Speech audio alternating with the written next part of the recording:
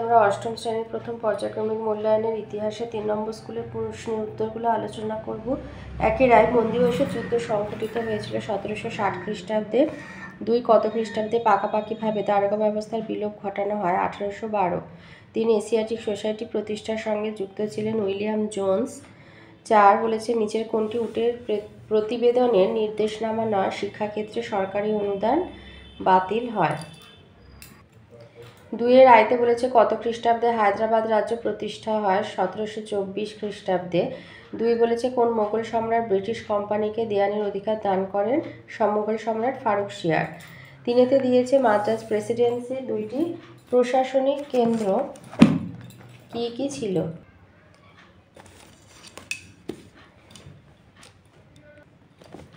Madras Presidency 2টি প্রশাসনিক কেন্দ্রের নাম হচ্ছে গ্রীষ্মকালে ওটকামুন্দ আর শীতকালে মাদ্রাজ। ওটাকামুন্দ আর শীতকালে মাদ্রাজ। 4 দিয়েছে বাংলার নদীপথগুলিকে প্রথম জরিপ করেন জেমস রেনেল। 3 এর আয়তে আছে সত্য মিথ্যা নির্ণয় করো, বলেছে লর্ড ডালহৌসি সত্যবিলোপ নীতি প্রয়োগের মাধ্যমে ব্রিটিশ ইস্ট ইন্ডিয়া কোম্পানির ক্ষমতা বৃদ্ধি করেন সত্য। 2 আছে শূন্যস্থান পূরণ করো। 1778 খ্রিস্টাব্দে a grammar of the Bengal language বইটি লিখেছিলেন নাথানিয়াল ব্রাসি হালেদ। 3 প্রদত্ত বিবৃতির সঙ্গে কোন ব্যাখ্যাটি মানানসই লেখো। বিবৃতি হচ্ছে ব্রিটিশ আমলে পুলিশি ব্যবস্থার নানা রকম সংস্কার করা হয়। ব্যাখ্যা 1 ব্রিটিশ কোম্পানির মূল লক্ষ্য ছিল পুলিশি ব্যবস্থার মাধ্যমে আইনের শাসন প্রতিষ্ঠা করা। 4 এর আয়তে আছে ফারুকশিয়ার ফরমানের মূল শর্তগুলো লেখো। ফারুকশিয়ারের ফরমানের মূল শর্ত 1 হচ্ছে ব্রিটিশ কোম্পানি বছরে মাত্র 3000 টাকার বিনিময়ে বাংলায় বাণিজ্য করতে পারবে, কিন্তু এই বাণিজ্যের জন্য কোম্পানিকে কোনো শুল্ক দিতে হবে না। 2 বাংলার নবাবের মুর্শিদাবাদ টাকশাল প্রয়োজনে কোম্পানি ব্যবহারের অধিকার পায়। 2 দিয়েছে পলাশীর লুণ্ঠন বলতে কি বোঝো। লিখবে পলাশী যুদ্ধের পর ব্রিটিশ ইস্ট ইন্ডিয়া কোম্পানি বিভিন্ন অজুহাতে মির্জাফরের কাছ থেকে কোটি কোটি টাকা অর্থ আদায় করে। কোম্পানির তরফে এই অর্থ আত্মসাৎকে পলাশীর লুণ্ঠন বলা হয়। 3 দিয়েছে শিক্ষা বিস্তারে শ্রীরামপুর মিশনারিদের ভূমিকা কেমন ছিল। 2 নম্বর আছে তাই উদ্যোগটা শুধু দেবে যে 1799 খ্রিস্টাব্দে শ্রীরামপুরে মার্সম্যান কেরি এবং ওয়ার্ড ব্যাপটিস্ট মিশন প্রতিষ্ঠা করেন। খ্রিস্ট ধর্ম প্রচারের জন্য তারা শ্রীরামপুরে ছাপাখানা প্রতিষ্ঠা করে 26টি আঞ্চলিক ভাষায় বাইবেল প্রকাশ করেন। তারা দিগদর্শন ও সমাচার দর্পণ পত্রিকা প্রকাশ করেন 1818 খ্রিস্টাব্দে। 1818 খ্রিস্টাব্দে শ্রীরামপুর কলেজ প্রতিষ্ঠিত হয়। আলেকজান্ডার ডাফের স্কটিশ মিশন বাংলাদেশে কয়েকটি বিদ্যালয় প্রতিষ্ঠা করে, এগুলি ডাফ স্কুল নামে পরিচিত হয়। এর মধ্যে কলকাতা জেনারেল অ্যাসেম্বলি ইনস্টিটিউশন বিশেষ উল্লেখযোগ্য। এছাড়াও আরও অনেক বিদ্যালয় প্রতিষ্ঠিত হয়। এইভাবে সরকারি সাহায্য ছাড়া মিশনারিরা নিজেদের উদ্যোগে এদেশে পাশ্চাত্য শিক্ষার বিস্তার ঘটায়। 5 এর আয়তে আছে মেকলে মিনিটস কি। এটা আছে বইয়ের 46 পাতায়। মেকলের প্রতিবেদনটাকে মেকলে মিনিটস বলা হয়। তো 1835 খ্রিস্টাব্দের 2 ফেব্রুয়ারি জেনারেল কমিটি অফ পাবলিক ইনস্ট্রাকশনের সভাপতি টমাস ব্যাবিংটন মেকলে ভারতবর্ষে শিক্ষার প্রসঙ্গে একটি প্রতিবেদন বা মিনিটস পেশ করেন। সেই প্রতিবেদনের মেকলে বলেন ভারতবর্ষে ইংরাজি শিক্ষিত মধ্যবিত্ত শ্রেণী তৈরি করাই ঔপনিবেশিক প্রশাসনের প্রধান উদ্দেশ্য হওয়া উচিত। সেই শিক্ষিত মধ্যবিত্তরা জন্মগতভাবে ভারতীয় হলেও রুচি, আদর্শ এবং নৈতিক আচরণের দিক থেকে হবে ব্রিটিশ, এমনটাই আশা করেছিলেন মেকলে। তার প্রতিবেদনে মেকলে জানিয়েছিলেন যে সমস্ত শিক্ষা প্রতিষ্ঠান ভারতেও যা ভাষায় শিক্ষা চর্চা করবে তারা কোনো সরকারি অনুদান পাবে না। মেকলেও সংস্কৃত কলেজের বিলুপ্তির পক্ষে সওয়াল করেছিলেন। বাস্তবে মেকলের ধারণা ছিল ব্রিটিশরাই জাতিগতভাবে উন্নত এবং তাদের হাত ধরে উপনিবেশ হিসেবে ভারতে আধুনিকতা আসবে। সে কারণে তার প্রতিবেদনে মেকলে ভারতের প্রচলিত জ্ঞানচর্চাকে হেয় করেছিলেন। 5 এর 2 দিয়েছে রেগুলেটিং অ্যাক্টের মূল বক্তব্য কী ছিল। লক্ষ্য হচ্ছে ভারতে ব্রিটিশ ইস্ট ইন্ডিয়া কোম্পানির একচেটিয়া বাণিজ্যের ওপর ব্রিটেনের পার্লামেন্টে সরাসরি নিয়ন্ত্রণ স্থাপনের লক্ষ্যে প্রবর্তিত হয় রেগুলেটিং অ্যাক্ট। 1773 খ্রিস্টাব্দের শর্তাবলী হচ্ছে এই অ্যাক্ট বা আইন অনুসারে মাদ্রাজ, বোম্বাই এবং বাংলা প্রেসিডেন্সিগুলির স্বতন্ত্র কার্যকলাপের উপর হস্তক্ষেপ করা হয়। 2 গভর্নর জেনারেল বলে নতুন একটি পদ তৈরি করা হয়। 3 ঠিক হয় 5 বছরের জন্য বাংলার গভর্নরই হবেন গভর্নর জেনারেল এবং তার অধীনেই মাদ্রাজ ও বোম্বাইয়ের বাণিজ্যিক ঘাঁটিগুলির গভর্নরেরা থাকবেন। 6 রায়তে আছে টিকালেখা অধীনতামূলক মিত্রতা নীতি। সূচনা হচ্ছে বড়লাট ওয়েলেসলি অধীনতামূলক মিত্রতা নীতির প্রয়োগ ঘটিয়ে ব্রিটিশ সাম্রাজ্যের সম্প্রসারণের উদ্যোগী হন। অধীনতামূলক মিত্রতা নীতি পরিচিতি। ওয়েলেসলি দেশীয় রাজ্যগুলিকে বিদেশি আক্রমণ থেকে রক্ষার অজুহাতে যে নীতির প্রয়োগ ঘটিয়ে কোম্পানির অধীনতা গ্রহণে বাধ্য করেন তার নাম ছিল অধীনতামূলক মিত্রতা নীতি। ওয়েলেসলি 1798 খ্রিস্টাব্দে এই নীতি প্রয়োগ করেন।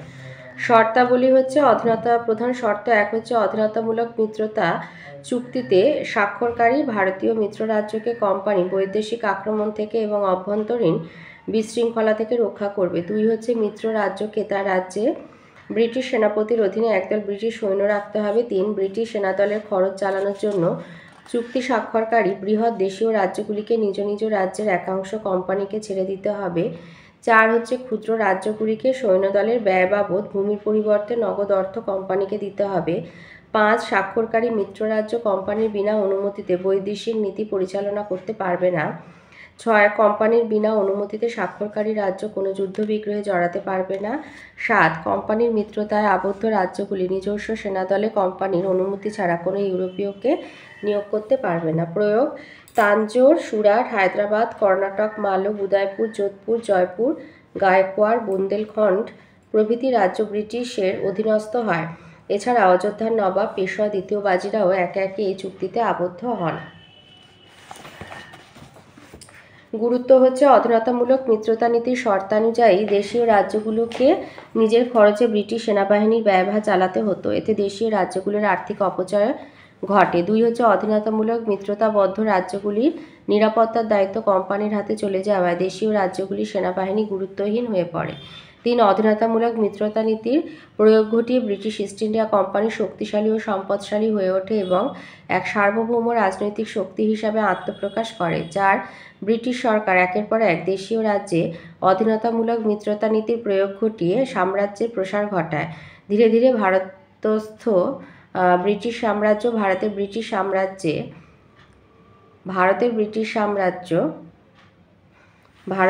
সাম্রাজ্যে রূপান্তরিত হয়। অথবাতে দিয়েছি সিরাজউদ্দৌলা আর ব্রিটিশ ইস্ট ইন্ডিয়া কোম্পানির সম্পর্কে প্রেক্ষাপটে পলাশির যুদ্ধ সম্বন্ধে বর্ণনা দাও।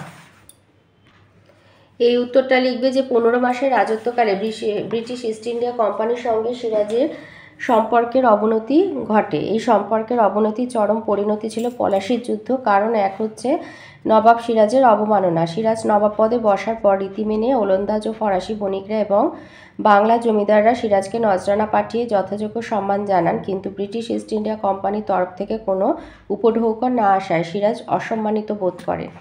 দস্তকের অপব্যবহার। ফারুকশিয়ারের ফরমানের ফলে ব্রিটিশ ইস্ট ইন্ডিয়া কোম্পানি দস্তক বা বিনা শুল্কে বাংলায় বাণিজ্যের অধিকার লাভ করে, কিন্তু সিরাজের আপত্তি সত্ত্বেও কোম্পানির কর্মচারীবৃন্দ ব্যক্তিগত বাণিজ্যেও দস্তক ব্যবহার করতে থাকে এবং নবাব তার প্রাপ্য শুল্ক থেকে বঞ্চিত হন। ষড়যন্ত্রে মদতদান। রাজকর্মচারী ও আত্মীয়দের অনেকেই নবাব হিসেবে সিরাজকে মানতে না পেরে তার বিরুদ্ধে ক্ষমতা দখলের প্রতিদ্বন্দ্বিতায় নামে। এই পারিবারিক অন্তর্কলহকে ব্রিটিশ কর্মচারী ক্লাইভ সিরাজ বিরোধী ষড়যন্ত্রে পরিণত করেন। 4 হচ্ছে সিরাজের দূতকে অপমান। কৃষ্ণদাস ঢাকায় মৃত নবাবের 53 লক্ষ টাকা আত্মসাৎ করে সপরিবারে কলকাতায় ইংরেজদের কাছে আশ্রয় নেন। সিরাজি সংবাদ জানতে পেরে তার ব্যক্তিগত দূত নারায়ণ দাসের মাধ্যমে কৃষ্ণদাসকে মুর্শিদাবাদে যাওয়ার আদেশ বার্তা পাঠান, কিন্তু গভর্নর ড্রেক নারায়ণ দাসকে অপমান করে তাড়িয়ে দেন। এই পুরো ঘটনায় সিরাজ ইস্ট ইন্ডিয়া কোম্পানি দ্বারা অপমানিত হন। দুর্গ নির্মাণ। সিরাজের আমলে প্রথমবার ফরাসিরা চন্দননগরে আর ইংরেজেরা কলকাতায় দুর্গ নির্মাণ করতে শুরু করে। সিরাজ এই সংবাদ পেয়ে অবিলম্বে দুর্গ নির্মাণ বন্ধ করার আদেশ পাঠান। সিরাজের আদেশ পেয়ে ফরাসিরা দুর্গ নির্মাণের কাজ বন্ধ করে দিলেও ইংরেজরা সিরাজের নির্দেশ অমান্য করে।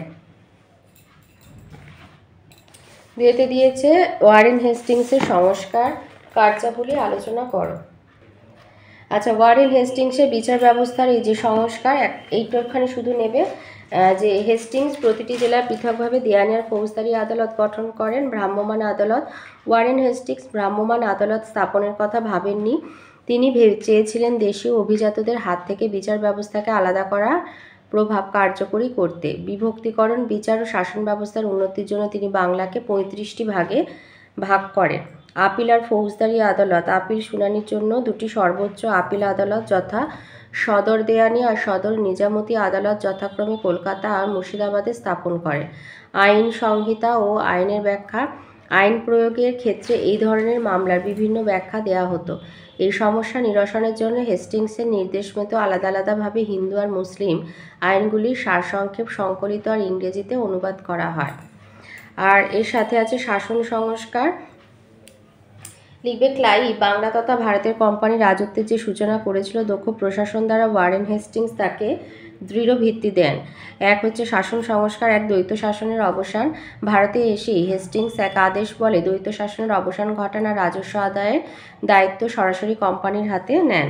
দুই নায়েবের সুবাপদের বিলুপ্তি। দ্বৈত শাসকের দুই অত্যাচারী নায়ক রেজা খাঁ আর সিতাব রায়কে অভিযুক্ত করে পদচ্যুত করা হয়। নায়েব সুবাপদ দুইটি বিলুপ্ত করা হয়।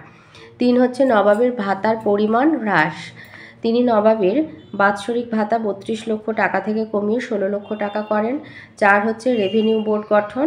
একটি রেভিনিউ বোর্ড গঠন করে রাজস্ব সংক্রান্ত বিষয়ে তথ্য অনুসন্ধানের নির্দেশ দেন। 5 আইন শৃঙ্খলা রক্ষার দায়িত্ব পরিবর্তন। পূর্বে আইন শৃঙ্খলা রক্ষার দায়িত্ব ছিল স্থানীয় ফৌজদারদের ওপর। এই ব্যবস্থার স্বজন পোষণ ঘটত, তাই ফৌজদারদের পরিবর্তে তিনি আইন শৃঙ্খলা রক্ষার দায়িত্ব ম্যাজিস্ট্রেট পর্যায়ের আধিকারিকের ওপর অর্পণ করেন। 6 সদর দপ্তর স্থানান্তর। সরকারি কোষাগার মুর্শিদাবাদ থেকে কলকাতায় স্থানান্তরিত করা হয়। কোম্পানির সদর দপ্তর হয় কলকাতা। ফলে এই সময় থেকেই কলকাতার রাজনৈতিক গুরুত্ব বৃদ্ধি পেতে শুরু করে। অথবাতে আছে ঔপনিবেশিক কর্তৃত্ব প্রতিষ্ঠায় কিভাবে নতুন শিক্ষা ব্যবস্থা প্রচলিত হয়েছিল আলোচনা করো।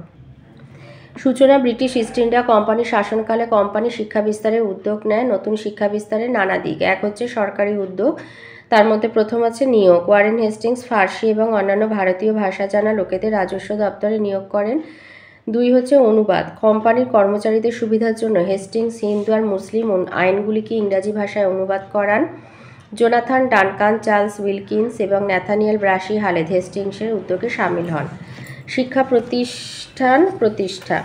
জোনাথন ডানকান বেনারসে সংস্কৃত কলেজ প্রতিষ্ঠা করেন। ওয়ারেন হেস্টিংস আরবি আর ফার্সি ভাষা চর্চার জন্য কলকাতা মাদ্রাসা গড়ে তোলেন। William Jones Kolkata Asiatic society প্রতিষ্ঠা করেন। 4 হচ্ছে মিশনারিদের উদ্যোগ। শ্রীরামপুর মিশনের উইলিয়াম কেরি ভারতীয় মহাকাব্যগুলি ইংরাজি ভাষায় অনুবাদ করেন। তিনি বাইবেলের একটি অংশ বিভিন্ন ভারতীয় ভাষায় অনুবাদের পাশাপাশি হালেদের লেখা বাংলা ব্যাকরণ বইটি সম্পাদনা করেন।